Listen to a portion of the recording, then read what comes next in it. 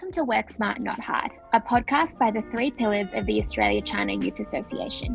We'll be showcasing some of the amazing work of young people across education, career development, and people-to-people connections, as well as addressing some of the questions you have about the Australia-China space. 欢迎收听 Work Smart Not Hard， 由 ACELS 三大支柱创建的播客。我们将展示青年在教育、就业和人文交流三项范畴中不凡的成就，讨论关于中澳事务的热点话题。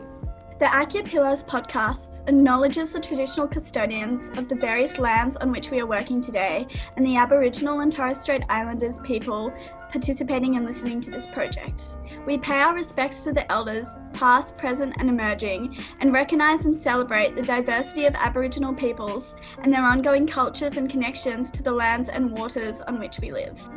阿基亚支柱播客承认我们各自工作之地的传统的拥有者，并且参与及收听该项目的原住民及托雷斯海峡岛民。我们向过去、现在和将来的长老表示敬意，承认并庆祝原住民的多样性、仍在持续的文化及与我们赖以生存的土地和水域的联系。Hello and thank you for tuning into our very first episode of Work Smart Not Hard. My name is Elvin and I'm currently a careers director for ACELS. I'm currently working in corporate finance and tax department, and my interest in Australia-China space involved in the businesses, how Australia and China runs, and how we can build a relationship and bridging the gap. I'm Maxine. I'm ACELS National Education Director. I'm currently studying a Bachelor of Arts at the University of Melbourne. My interest in the Australia-China space predominantly involves how we can maximise education as a platform for a cultural exchange to increase dialogue and engagement between Australia and China. And I am Deb, and I'm the National People-to-People Director at ACELS. Like Maxine, I'm also a student at the University of Melbourne, where I'm studying a Masters of Secondary Teaching. My interest in the Australia-China space centres around facilitating meaningful friendships between youth from both countries. Today, we are extremely lucky to have Kalson Yang as our guest. Kalson has been an incredible valued member of ACELS community the past few years, as both chapter level as well as working with the national executive. With the AGM of Australia chapters just around the corner, we can't wait to hear the insight and experience Kalson has to share with us. So welcome, Kalson. So before we start, would you like to give a brief introduction of yourself? Thank you, Elvin, Deb, and Maxine. Hello, everyone. My name is Kalson. I graduated from Melbourne University the end of last year. Studied Bachelor of Commerce and Master of Entrepreneurship. And I've been living in Melbourne over the past 5 years. And if it's not because of the COVID-19, I'm really supposed to be in Melbourne right now as well. So shout out to this special situation. I'm now taking a traineeship as a private equity investment analyst in the biomedicine sector in Guangzhou. That's very interesting. So just tell us about what you're doing on a day-on-day basis and what it looks like. Just like I said, I'm taking a traineeship in the fund to make equity investment in promising biomedicine companies in all sort of subcategories. So far I've been in this job for 4 months, and just talking from my personal exposure that I got so far, I guess there isn't really a typical day of this job, as you usually get really different tasks day to day or weeks to weeks, as the position is really project based. But the general flow or the general process would be that once the funds got the money and the partners coming in and well set up, our investment managers and analysts will have to go out there to suss out any good biomedicine companies locally to invest in. And then following up, there will be a long process of due diligence, internal discussion on the investment value of the project and design the specific investment plan as well.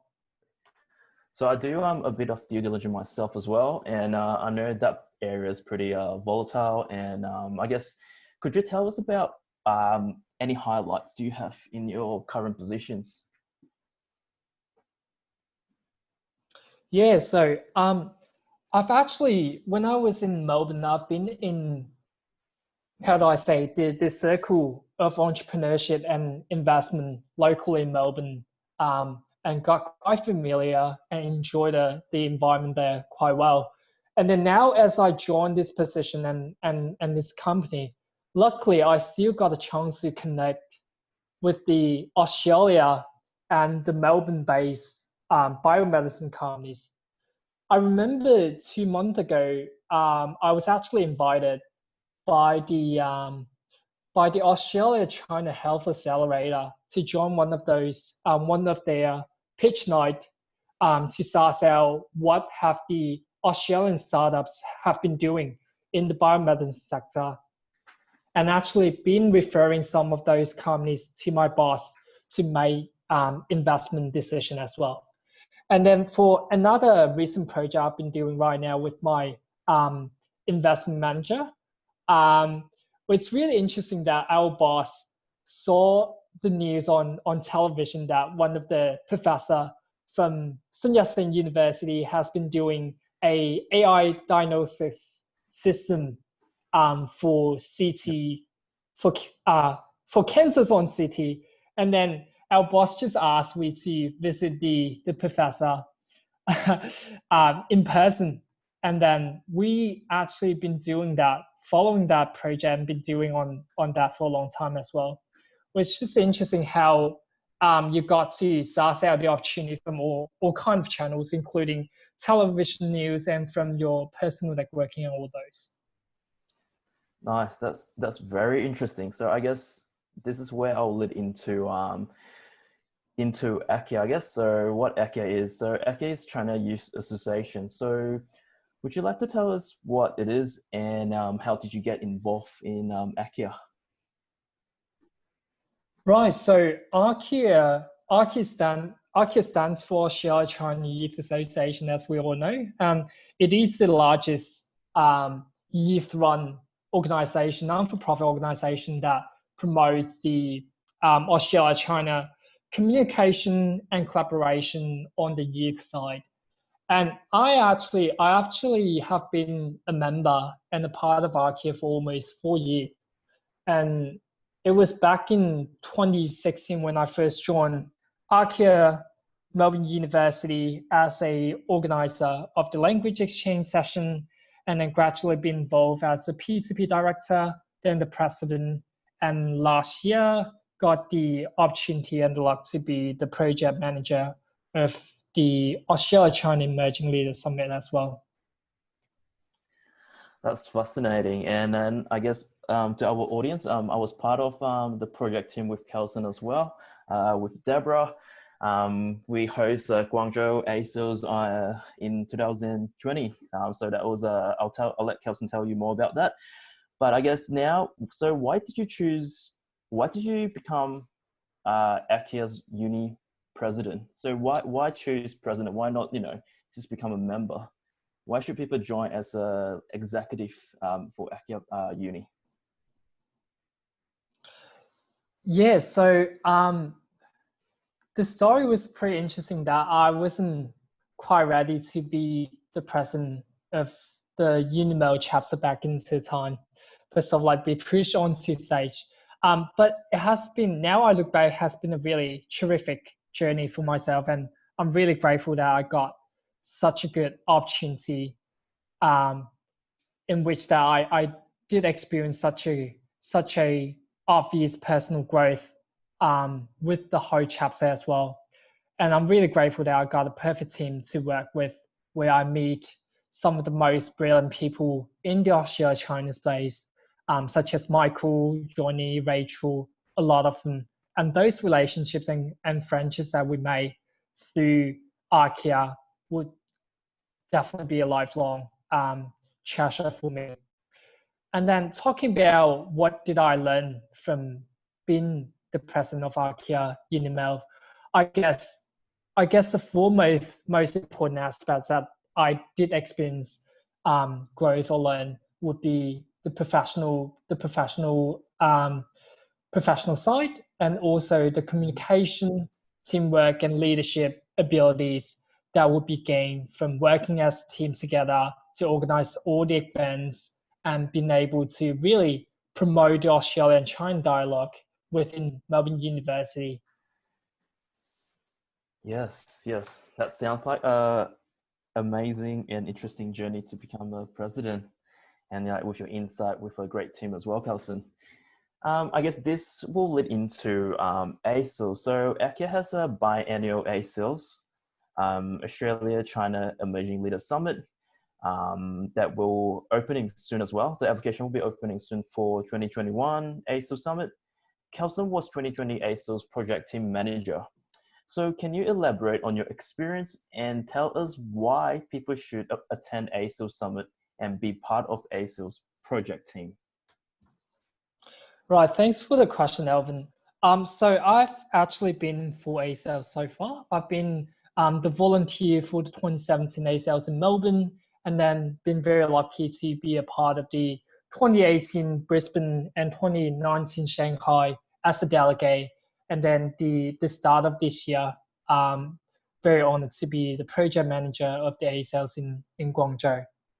So ACELS has been a really terrific platform for the young delegates, for the young emerging leaders from not only China and Australia, even from other parts of the world. I've met delegates from Korea, from Singapore, and all over the place who care so deeply about the global issue, including the geopolitical situation, the global economy, and so much more issues that's going on right now. And then ACELS really provides a platform for all these young minds to gather together to talk about issues and make a lifelong relationship with each other.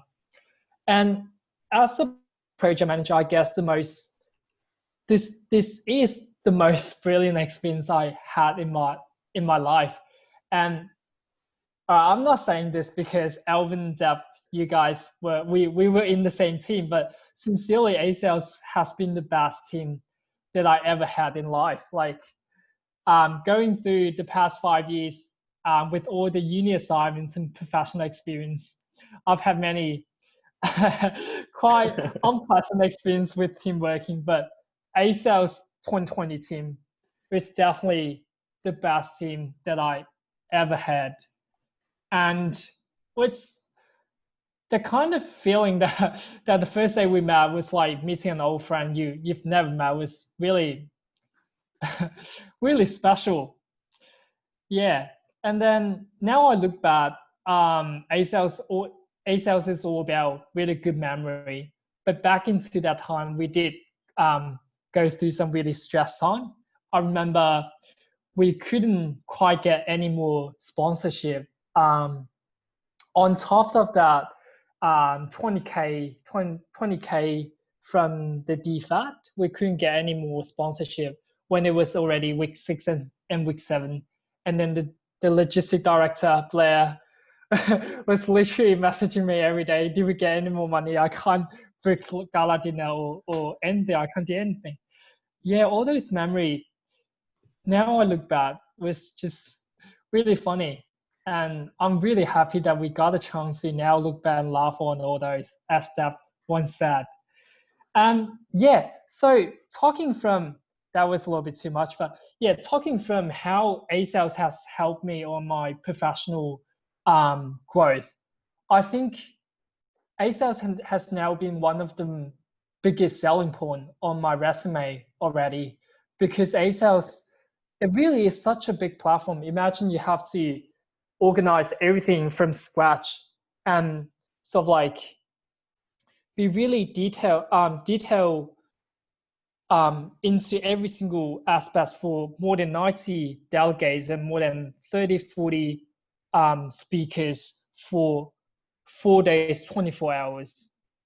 And when I apply for internships the past few months, the most question I got asked by the employers are all about this ACEL thing, because I think they're quite amazed by how much Archaea has given such a platform to the young people to be a team together as a. All right, so Kalson, so what any highlights do you have from ACELS Guangzhou 20? Any interesting things that I guess our audience should know about it? Yeah, so I do think that this ACELS has been full of highlights from day one all the way to the end of it. So from the events that we organize, we've been able to, get people to visit some of the most traditional places in Guangzhou, including Dongshankou, Beijinglu, all these really famous tourism spots and really cultural symbol of the city and its history. And then we've also been able to take people onto the night cruise, the Canton Tower, and gala dinner at Shangri-La Hotel. All those, this all made the highlights of this ACELS. And then on the speakers and the panelists side, I think the highlight would be that we really got a great combination of the speakers from very different backgrounds, experience, nationality, and their professional, their specialization. For example, we've been able to invite the Deputy Consul General of Australia in Guangzhou. We've been able to invite the CEO of Qide Jiaoyu, which is one of the largest international study company provider in China. Yep. And all these amazing speakers and panelists, they have been contributing to the panel and sort of like feeding very insightful, very great insights to our delegates, and all this become very important highlights of the summit. It sounds like you have an amazing experience at ACELS Guangzhou.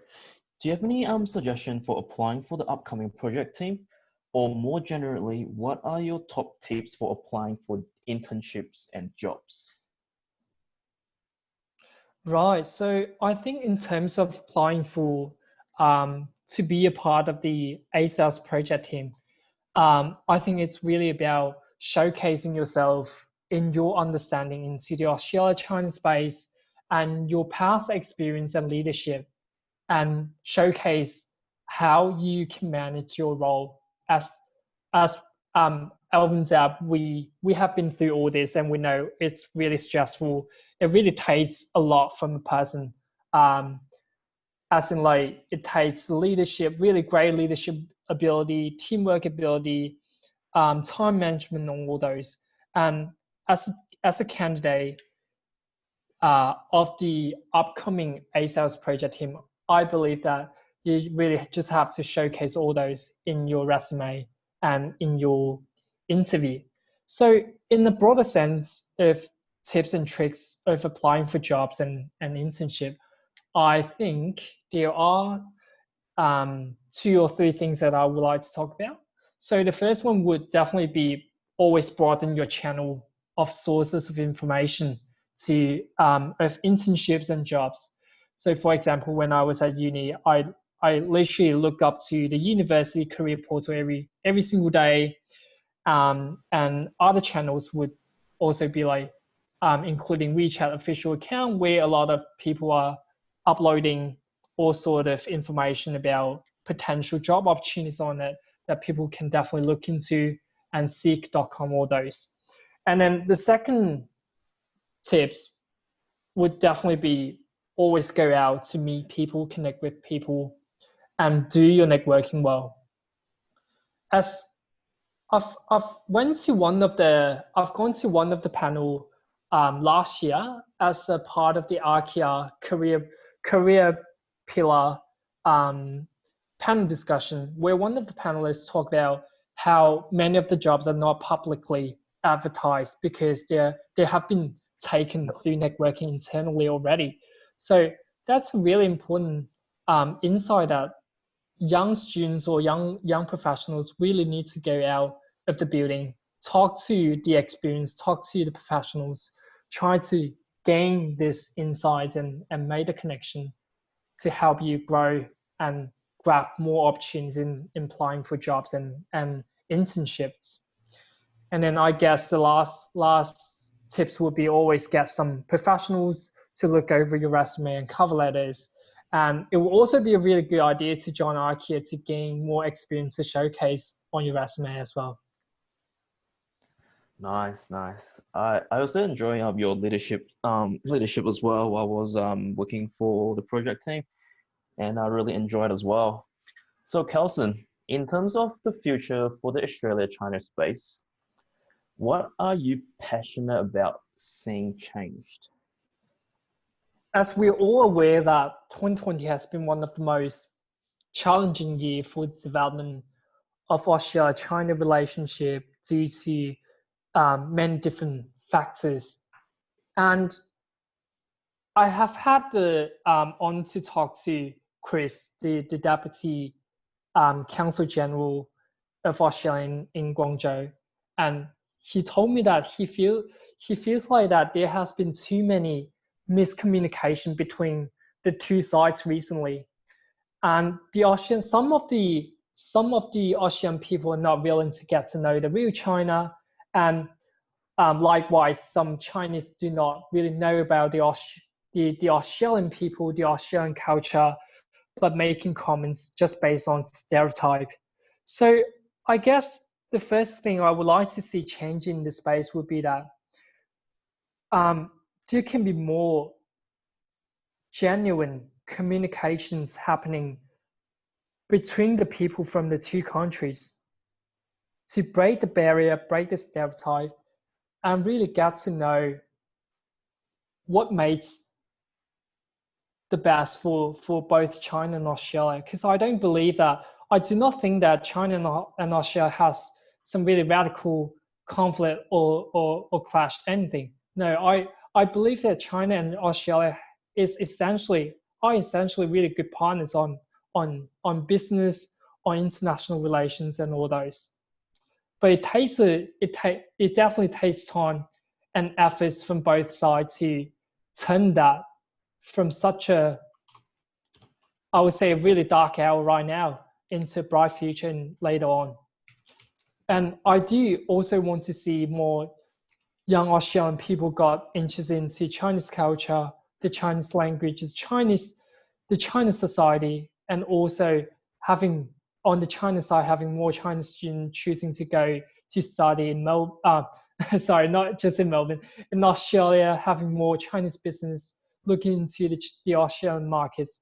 And I believe that all these factors can really make the two sides having a solid relationship later on in the future. Yes, Kalson. All right, so thanks for coming today. You're obviously going on to have a meaningful and impactful career. I guess, lastly, is there any last piece of advice you would like to give to our listeners? Right. Since we've mainly talked about career development and also the Australia-China space today, I do have some advice that I would like to share in both of them. So on the career side, I want to first share one of the most miserable lessons I've learned in 2020, which is that I missed out both campus recruitment in China for the 2020 graduate and 2021 graduates, both of them. As in last year, I did not expect that I will be developing my career in China in 2020, but I was sticking with my plan to either start my business or get a job and develop my career in Melbourne in Australia. So I did not prepare for the campus recruitment in China at all last year. And then when I realized that I got to now, as I got stuck by the COVID-19 and I should develop my career in China right now, it's too late. as in I've missed out the campus recruitment last year, and my graduation day just simply does not allow me to join this year's recruitment, as they're looking for fresh graduates who graduate in June, July of the year, and there's just no chance for me anymore. And I guess this is a lesson that I can share with you all, was that it's always good to prepare extra, always have a backup plan on your career, always to think about a second option for yourself. And on the Australia-China space, I want to say something to the upcoming international students from China to study in Australia. I want to let you guys know that you have chosen a really good country. You have chosen one of the best destinations to study abroad. It's nothing less than studying UK or US. You've got the tier 1 schools. You've got the best education resources as they have in UK or US. It's all about how you can utilize your time better. Utilize your 3 years, 4 years to turn yourself into job ready, into professionally ready person. I've seen many University of Melbourne graduates who got into Ivy League for graduate program, or got into McKinsey, got into Boston Consulting Group for their career. I mean, Australia really provides a platform that is nothing less than studying in any other countries. And it's really all about how you can utilize your time. And also to the Australian students who choose to study Chinese rather than choosing to study Japanese or Korean, I think you guys have definitely chosen choose to study China, study Chinese culture and language. Really, I believe that it really gives you a really great opportunity to broaden your future career. And I think this is definitely one of the best decisions you can make in your life as well. Thank you, Alvin. Thank you, Zab. And thank you, Massin. Thank you, Kalson, so much. And thanks for coming on.